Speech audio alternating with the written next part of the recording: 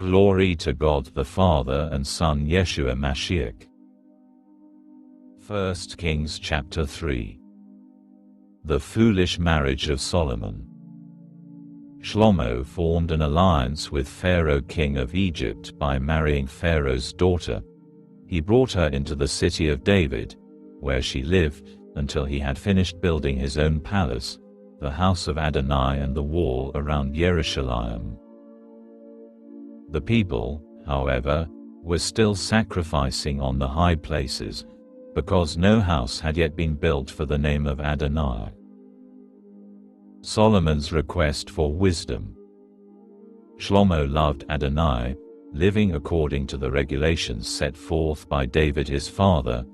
Nevertheless, he sacrificed and made offerings on the high places. One time the king went to Gibeon to sacrifice there, because that was the main high place. Shlomo offered 1,000 burnt offerings on the altar there. At Gibeon Adonai appeared to Shlomo in a dream at night. God said, "Tell me what I should give you." Shlomo said, "You showed your servant David my father much grace, as he lived before you honestly and righteously, having an upright heart with you. You preserved this great grace for him by giving him a son to sit on his throne, as is the case today. So now, Adonai my God, you have made your servant king in the place of David my father, but I am a mere child, I don't know how to lead. Moreover, your servant is among your people, whom you chose, a great people so numerous that they cannot be counted. Therefore, give your servant an understanding heart able to administer justice to your people, so that I can discern between good and bad, for who is equal to judging this great people of yours?" What Shlomo had said in making this request pleased Adonai. God said to him, "Because you have made this request instead of asking long life or riches for yourself, or your enemy's death, but rather asked for yourself understanding to discern justice. I am doing what you requested. I am giving you a wise and understanding heart, so that there has never been anyone like you, nor will there ever again be anyone like you.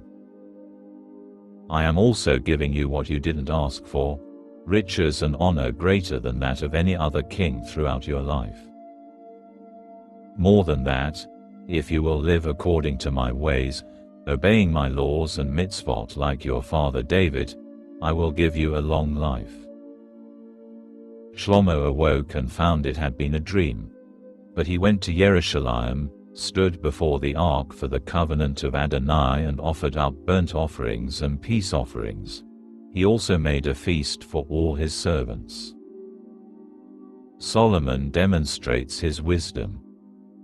After this, there came to the king 2 women who were prostitutes, after presenting themselves to him. One of the women said, "My lord, I and this woman live in the same house, and when she was in the house, I gave birth to a baby. 3 days after I gave birth, this woman also gave birth. We were there together. There was no one else with us in the house except the 2 of us. During the night this woman's child died, because she rolled over on top of it. So she got up in the middle of the night and took my son from next to me, while your servant was sleeping, and put it in her arms, and she laid her dead child in my arms. When I awoke in the morning to feed my child from my breast, there it was, dead. But when I took a closer look later in the morning, why, it wasn't my son at all, not the one I gave birth to." The other woman broke in, "No. The living one is my son, and the dead one is your son." The first one said, "No. The dead one is your son and the living one is my son." This is how they spoke in the presence of the king. Then the king said, "This woman says, 'The living one is my son. Your son is the dead one,' while the other says, 'No, the dead one is your son, and the living one is my son.'" "Bring me a sword," said the king. They brought a sword to the king. The king said, "Cut the living child in two. Give half to the one and half to the other." At this, the woman to whom the living child belonged addressed the king, because she felt so strongly toward her son.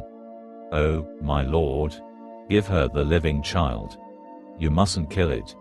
But the other one said, "It will be neither yours nor mine. Divide it up."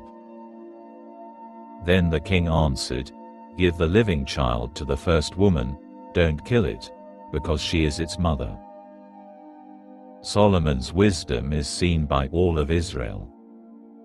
All Israel heard of the decision the king had made and held the king in awe, for they saw that God's wisdom was in him, enabling him to render justice properly.